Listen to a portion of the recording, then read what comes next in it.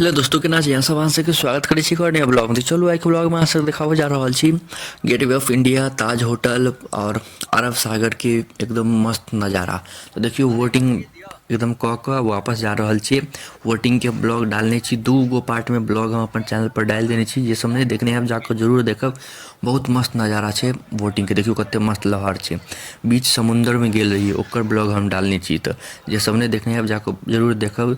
विदेशी पक्षी सब छले आयल, विदेशी जहाज सब छले, 3 मंजिला 5 मंजिला जहाज सब।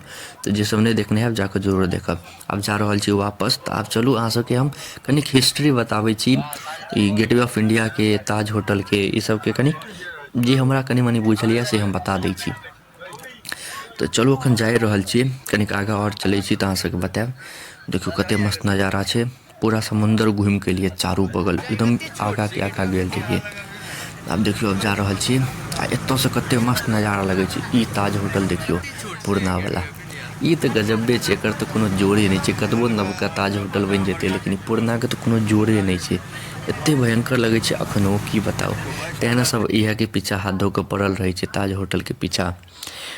देखियो कते गर्दा लगे छै। ई पहिल बेर हम देखलिए अपन आँख से नज़ारा, हमर आँख में कैद हो गेल, जिंदगी भर याद रहते पहिल नज़ारा। एते मस्त लग रहल छै की बताओ अहाँ सबके। देखियो तीनों पहिल ताज होटल, पुरनका ताज होटल, नवका ताज होटल और गेटवे ऑफ इंडिया, तीनों के जो नज़ारा है की बताओ।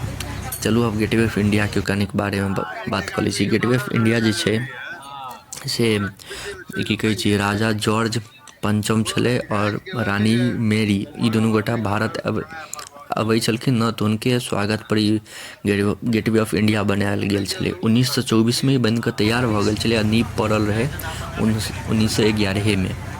ठीक छै। ई एकर अगर हम लोकेशन बताबू तो ये दक्षिण मुंबई में अपोलो बंदर ताज होटल के ठीक सामने गेटवे ऑफ इंडिया है।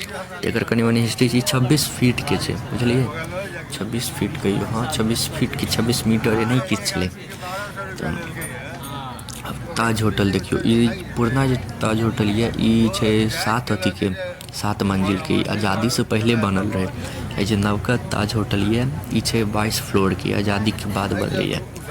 नवका जे ताज होटल छै कनिक ताज के हिसाब से बनैबते तो नवका जे ताज होटल छै कनिक ताज के हिसाब से बनैबते ना, जे ताजमहल जकर ताज जे नहीं रहे छै, ताज जकर ताज होटल के बनैबते तो कनिक मजा आबते। छोड़ू अभी सब बात। देखियो किनारा आबि गेल छियै, लहर मारि रहल छै पानि के। आब चलू अपना सब नीचा उतरबे। देखियो कते भयंकर लहर मारि रहल छै पानि के। जुहू बीच पर लऽ चलब ना, ओहि पर तो और भयंकर लहर मारे छै।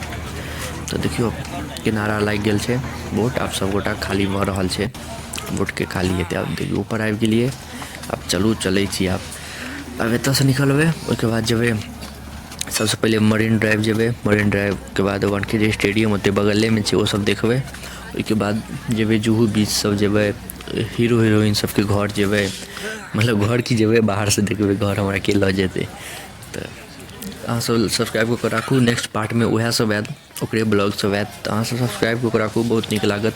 बहुत लंबा ब्लॉग बन जेतै तेँ हम छोट छोट में ब्लॉग डालि दै छी जे अहाँ सबके नीक लागत। देखियो ओहो की नज़ारा छै, आँख चुनरा जाइ छै देखऽ में।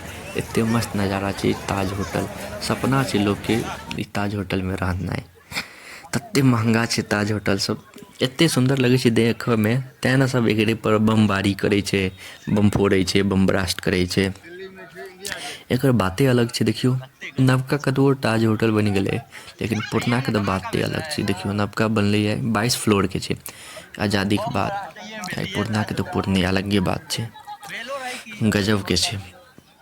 ई सीन सब आँख में क्रिएट भऽ गेलै, जिंदगी भर में नहीं भूलेते। तो चलू अब चलै छी। अब की करिए, अब 1 घंटा पूरा वाला छै बस वाला, तो नहीं तो भाग जेते।